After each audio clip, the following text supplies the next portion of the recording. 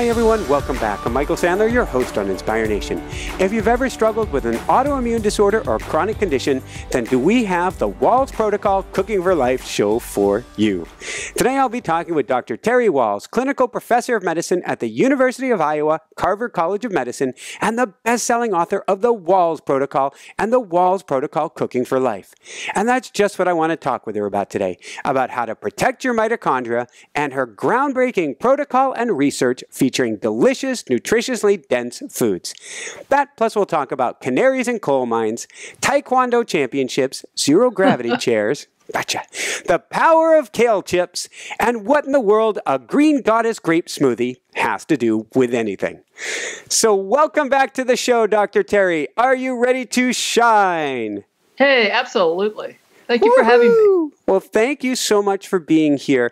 Now, before we dive right into things, what is your big picture dream or vision for things? You know, I see an epidemic of health coming, and I want to be the person who helps shepherds that in, one delicious meal at a time, and to help everyone in the world realize that they are the ones who control their health, not their physician, not the healthcare industry, not the government. It's really up to them. Excellent, excellent. So on that note, let's go back in time a little bit. We'll do like kind of the Wayne's World. Let's go back to before 2000. Yeah. I was a conventional doc. I was an academic internal medicine doc. I believed in the latest drugs, the newest technology. I thought people taking those vitamins, supplements, alternative medicine were wasting their money. It was all a bunch of hooey. And I was very, very skeptical. But, you know, God works in mysterious ways. And so what was the God works that unfortunately you got in 2000? Well, you know, I developed some weakness in my left leg. I ignored it for a bit. Finally, it became much too obvious. I saw my physicians, underwent several weeks of diagnostic testing. Mm-hmm. They diagnosed relapsing remitting multiple sclerosis. And of course, I decided I was going to treat my disease aggressively. And I sought out the best MS center I could find here in the Midwest, which was the Cleveland Clinic. I saw their best people, took the newest drugs, and still, I declined. And within 3 years, I needed a tilt-recline wheelchair, and I was told that I had converted to progressive multiple sclerosis, which meant there'd be no more spontaneous recovery. I could expect to slowly decline. And my physicians, all of them said, functions once lost would be gone forever. And so that was a very tough time. But that was the beginning of the transformation that would be really quite remarkable. I almost hate to ask, but seeing as I've been through a few 2x4s from the universe myself, would you say it was a gift in disguise? Oh, my goodness, yes. You know, getting multiple sclerosis, becoming profoundly disabled, it was absolutely necessary to understanding, to learning everything that I would learn, and to becoming the physician that I am today. So, in fact, I do consider of the most precious gifts I've received. Absolutely. So at the time, you're in a zero-gravity chair, and everybody check out her TED Talk as well. It's pretty amazing. You're in a zero-gravity chair. You're lucky to move around at all. You've even gone through chemo, if I understand correctly. No, absolutely. You know, and the chemo didn't stop the decline. Tysabri, which was the first of the biologics that came on board, I'd taken that. That did not stop the decline. Then I was placed on Cellcept, another disease-modifying drug, and that did not stop the decline. So I had 7 years of steady decline and getting progressively weaker and weaker and weaker. Absolutely. What flipped the switch? What made you say, that's it, I'm out of the box, there's something else to do here? Well, you know, when I was, like many physicians, when I was first diagnosed, I started reading, went to PubMed.gov, started reading the papers, and, you know, it was terribly depressing. Within 10 years of diagnosis, half were unable to work due to severe fatigue. A third will need have gait disability, needing a cane, walker, or wheelchair. And my family saw that I was just getting more and more and more upset. So they convinced me to stop reading, find the best people, let them take care of me, which I did. But after 3 years of having the best people take care of me, and I need the wheelchair, I'm taking chemotherapy, that's when I realized, you know, I'm headed towards becoming bedridden, quite possibly demented. And I began to read PubMed.gov at night. You know, at first I'm searching for that new magic drug. Mm-hmm. And then after a year of doing that, I realized, you know, I'm not going to be able to get to these new magic drugs that are in the mouse studies.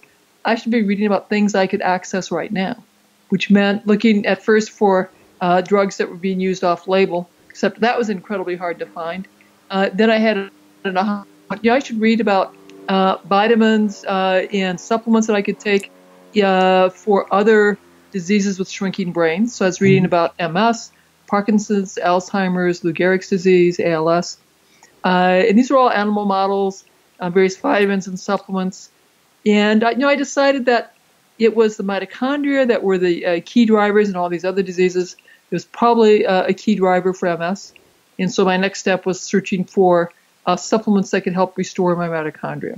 And this was interesting enough, it was all based on Alzheimer's and Parkinson's research mostly. So where did functional medicine come into play here? You know, I discovered the Institute for Functional Medicine in the summer of 2007. Mm-hmm. Now, before then, I discovered ancestral health. I'd switched from a vegetarian diet to a paleo diet. And although I continued to decline, I stayed with the paleo diet because at least I was doing something. Mm-hmm. And so I stayed with that. I was adding vitamins and supplements, which I figured out if I was missing my supplements, I was even more exhausted and more non-functional. So I felt like the vitamins were doing a great deal for me in that they were slowing the speed of my decline. And then the summer of 2007, I can't sit up anymore. I'd struggle to walk 10 feet. I have severe fatigue, severe pain that's difficult to control, and brain fog. And it was that summer that I discovered the Institute for Functional Medicine. I took the course on neuroprotection, which deepened my understanding of what I could do. I had a longer list of supplements. I was up to about 17 different things I was taking. Mm-hmm. And then later in the fall, I thought, I should figure out where these things are in my food supply. So again, more research to figure that out. Yeah. And I redesigned my diet. And this new diet, new way of organizing my diet, really, I started December 26, 2007. And within a month, I could tell that my brain fog was clearing, my energy level was improving, and my pain, my MS-related pain, was steadily declining. So the changes were really relatively quick. And so, well, first off, I got to back up and ask the question, with energy levels going down, with pain levels up, how in the world were you able to, and this is something that obviously you discuss in your beautiful new book, but how are you able to start to re-engineer your diet in the middle of that? Well, it was a big job, and as I was going through the stuff, I'd have to go over, take a lot of notes to compensate for that brain fog. And so, yes, it was certainly a challenge. But, I was very determined. And interestingly enough, when I was doing this, I was not expecting to recover. At this point, I could walk very short distances. Mm-hmm. I couldn't really sit up anymore. I was having to be almost bedridden. And so I knew what little function I had, the longer I could hold on to that, the higher my quality of life. And so I was doing this research, fine-tuning my diet, making these changes to slow my decline further. I had completely accepted that recovery was not possible. So I want everyone to know that I was not doing this to recover. I was doing this to slow my decline because I knew that progressive MS never has recovery. That's why it's called progressive multiple sclerosis. Were you, if you don't mind me asking, what was your mindset or your even your spiritual connection? Where was the strength coming from? There's a beautiful book written by Viktor Frankl, a survivor of Auschwitz, mm-hmm. And he talks about in Search for Meaning, which I recommend very highly. One of his premises are that between every event in your life and your response to that event is a space. And in that space, the choice you make defines your character. Mm-hmm. So when I was diagnosed, my kids were 8 and 5. And so as I was getting more disabled, I was really quite disabled by the time my children were 11 and 8. My thinking was, I can either demonstrate that you give up when things get difficult, or that, life's not fair, it's difficult, but you go on no matter what. And I could be an example of resilience and courage by just getting up, going to work, and staying positive no matter how difficult things were. So my mantra to myself, as things were difficult, and they were, was, your kids are watching. They may not listen to what you say, but they sure are going to absorb what they see you do. And so I got up, I went to work every day, I did my little simple exercises. However, as they got simpler and simpler and smaller, I did that every day, and my kids saw me do that. We talked about how, yes, they had to do more chores, they had to do a lot more chores than their friends, and life wasn't fair, that I had these expectations. But life wasn't fair to me either. I had MS, I was getting disabled, and we both had to do the best we could no matter what. It's beautiful. Absolutely stunningly beautiful that you knew your one thing. My daughter at that age was complaining bitterly that she had to do the laundry, that none of her friends know anything about laundry soap or washing machines, and why should she have to do this? It wasn't fair. And I'm like, hon, you're right. It's totally not fair. But it's also not fair that I have MS. And this is your job. You have to do this to help the family. I'm going to keep working as long as I have to help the family. Life's not fair, but we go on anyway. And then she said, Mom, I think you're glad you have MS, so you can lecture me about life not being fair. Boy, was she in for a surprise. She was horrified now that I still tell that story. This is just an age-appropriate thing that you did when you were 10. Every adult understands that. It's not a problem. So let's talk about your turnaround, about how things did switch after December 26th and what that started to look like. It happened really relatively quickly. So I changed my diet, and I had been assigned to this new clinic in January. And at that time, I was sure it was the VA's way of saying, we're not going to keep redesigning your job. You'll have to face medical disability. Because I had been told about that last July. But of course, as it turns out, when I start this new clinic in December, I'm actually able to do it. After a week in the clinic, I'm like, actually, I don't feel too bad. And within 3 months, I'm beginning to walk without a cane. My energy is much better. My brain fog, it feels like it's gone.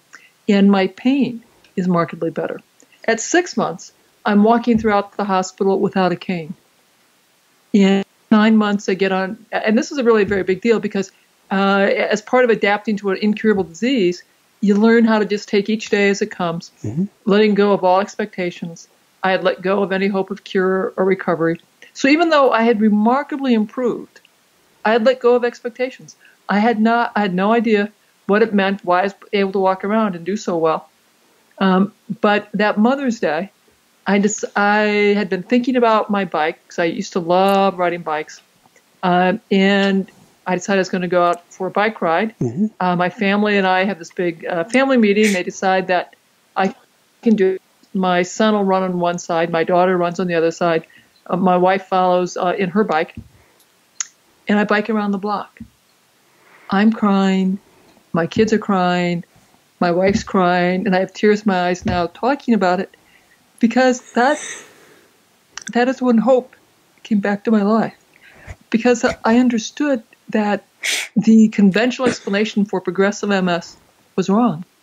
And that who knew how much recovery might be possible. And now I could allow myself to hope. I was fundamentally changed as a person that day. It certainly changed my perspective on disease and health, and how I was going to be practicing medicine, and it would change the type of research that I'm doing. But that is the day that hope came back.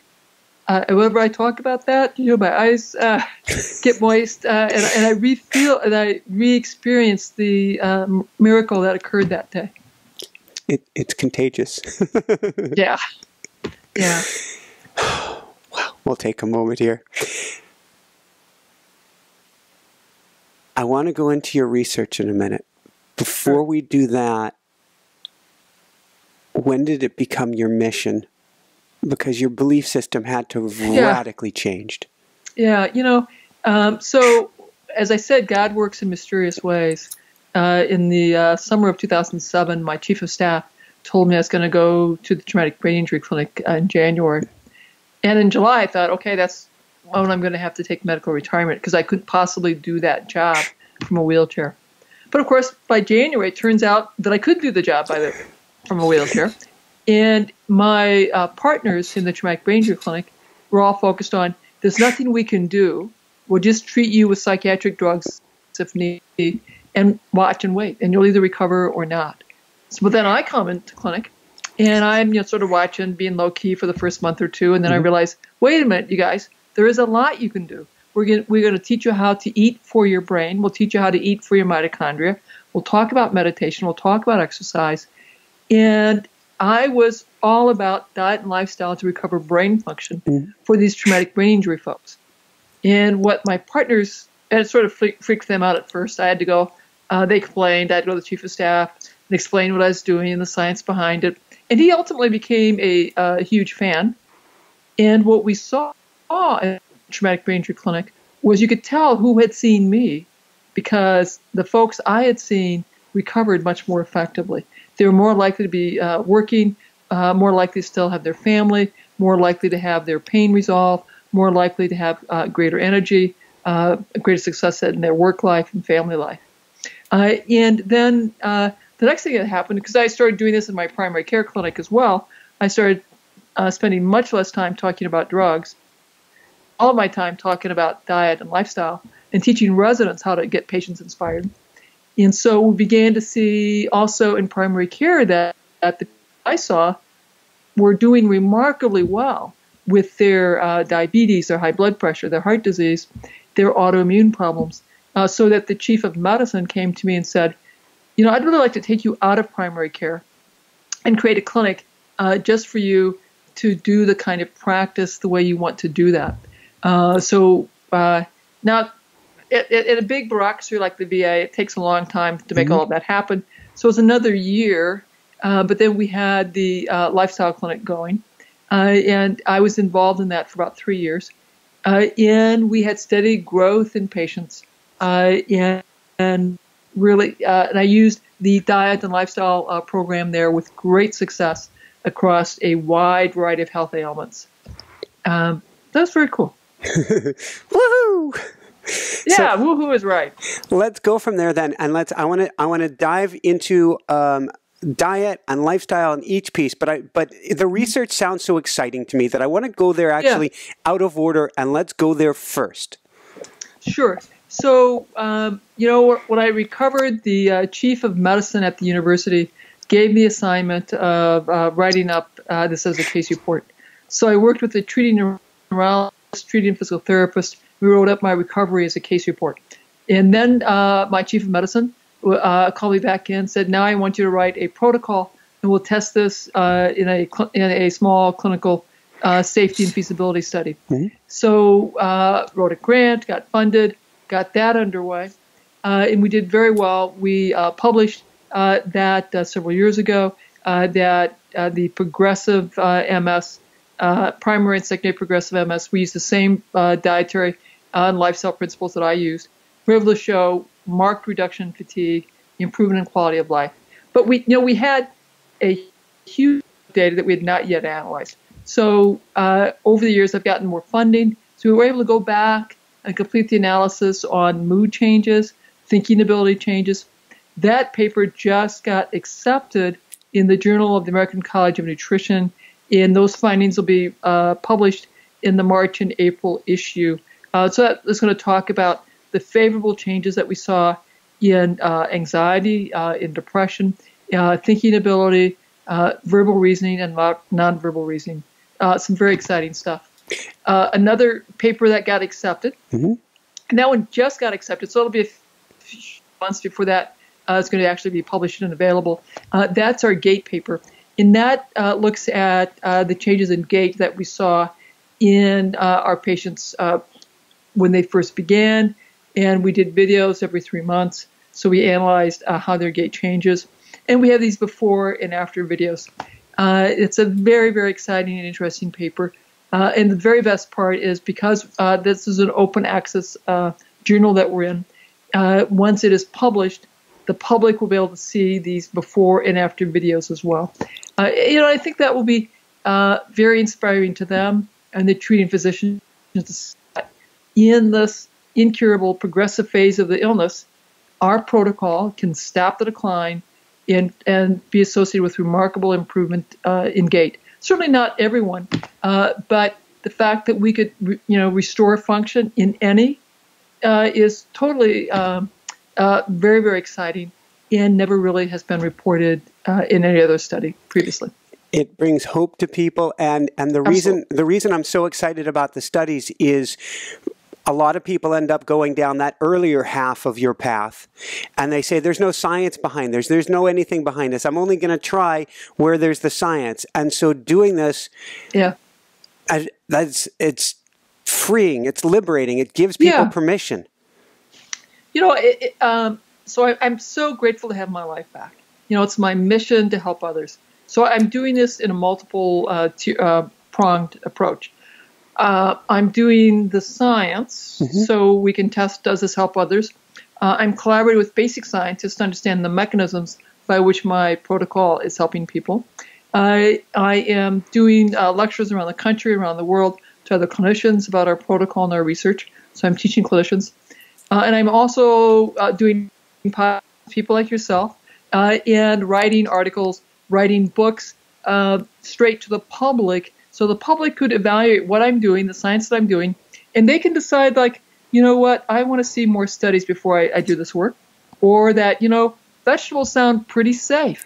I'm willing to change my diet, eat more vegetables, give up some of these yummy comfort foods, because of the possibility it could help my autoimmune condition, my neurologic condition, my concussion, my diabetes, my obesity, and I give people the tools. Now, when I did that, some people at the university were very, very concerned that I was going to be creating false hope. So I did get some criticism, but it felt more morally appropriate to put the information out to the public at the same time that I'm doing the research for my scientific colleagues.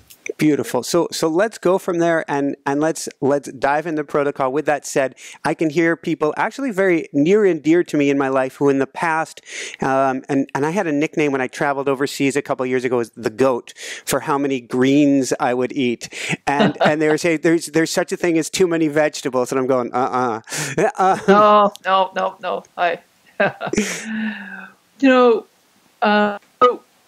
I think everyone knows that I'm a big fan of the paleo diet. Mm-hmm.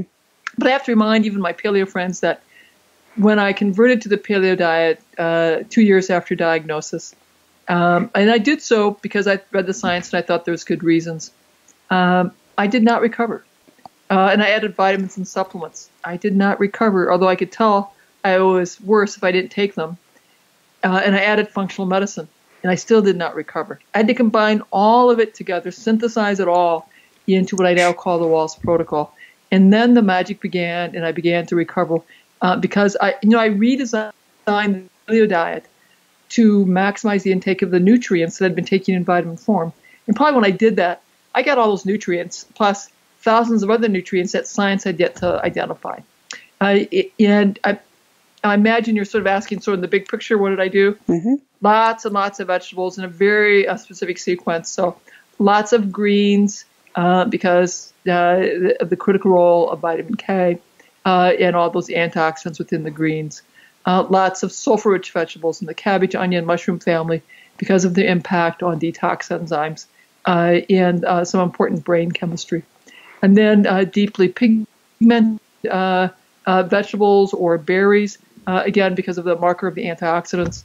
And if you read the whole book, I'm a huge fan of organ meat because of the vitamin A and the vitamin D and the vitamin K minerals. I mean, organ meat is just such a powerhouse of nutrition. It's really a superfood.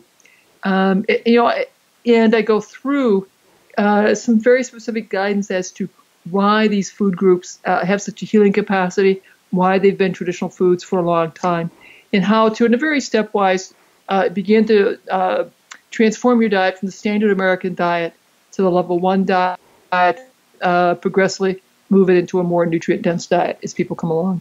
Thank you, thank you. Maybe we'll talk about a few of the individual maybe groups as you're talking about here. Sure. Before I do that, what's the importance of 3 cups? Well, I'm a tall lady, so I'm 6 foot tall. My clinical practice for years was in the VA, which is predominantly men. So as I was organizing my diet, I learned a couple of things. I needed to be able to teach this to people so they could remember it quickly. So 3 cups greens, 3 sulfur, 3 color. It's easy to remember, and it fills people up with things that are maximally nutrient dense. So 3 cups is a dinner plate covered full, so you can't see the bottom. And it's easy to remember that as 3 cups. And then I divide the food groups into these big categories, green, sulfur, and color, because people can't memorize long lists of particular foods, but it's easier to manage if you can give them some food groups to organize their thinking about the food. And I also suggest that we need to increase the variety in our diet. So my advice to everyone is, in our clinics, I'd say your goal is 200 different plant species by the end of the year. And keep track of it. It's fun. If you do that, people get more excited and fired up about trying new foods, new teas, new spices. When they go to the grocery store and they see a new vegetable they haven't seen before, it's like, wow, I'm only at 100 species so far this year. I got to up my game here. And they're much more willing to try new foods. I like that. My thinking is 20 to 30 minimum different foods per day, but I never think, I do think of more diversity. I'm always saying, what's one new food I can buy today? But to actually have something you tick it off will help ensure that you're getting in an incredible diversity. Correct. It's very, very, very powerful to add that diversity, because all the food that you and I eat speak to our genes continuously, and the more information we can give our genes about our environment, the better. The greater, we're far better off with having a wide diversity of plant species talking to our genes than taking a supplement with an incredible amount of, say, quercetin, for example. Much better to have lots of vegetables as opposed to a quercetin capsule, which is found in many vegetables. But we're better served by having the 200 plant species in a year than a daily capsule of quercetin. It makes me think also that the daily capsule, that gives you one thing, but we don't have a clue. I don't even think science has an idea of how everything I wanted to talk about kale. So for instance, everything in one kale leaf, how it all interacts and works together. It's like a whole nutrient delivery system of which we're only picking out a few highlights. And let me expand on the kale a little bit. So I love kale. Kale is another superfood, really great for us. But I don't want people to eat kale, as good as it is, every single day. Because in addition to having a lot of good things about it, it probably has some things that are relatively toxic for us. If that's all I ever. If I have kale today, spinach tomorrow, parsley the next day, beet greens the day after, and I come back to my kale, then I get all of the goodness, and that tiny amount of not so good for you is never a problem because of the diversity of greens that I eat. So I think we're best off by having different foods every day in diversity and not staying on just one food that we have day in and day out, but to mix things up. That makes absolute sense. What else would you like to share with us about the greens? And then I want to dive into some sulfur-rich foods. Well, we have more and more recognition of the critical role of vitamin K, and that vitamin K is really important for brain health. It is really important for bone health, teeth health, the health of your blood vessels, the health of your heart valves. And this is all relatively new information. Many of my conventional medicine docs will have zero awareness of this. But the basic scientists are talking more and more about all these critical roles that vitamin K and vitamin K2 has on cell function. We need to eat those greens so the bacteria in our gut can metabolize the greens, the vitamin K1 in the greens, and the vitamin K2, our distal or terminal ileum will reabsorb, get back into our bloodstream. It's a wonderful example of that symbiotic relationship between the food we eat and the bacteria we carry with us in our gut, that we need this cooperative relationship with our bacteria in order to really thrive. It's how critically important is understanding how to take care of our bacteria? Well, every week we get more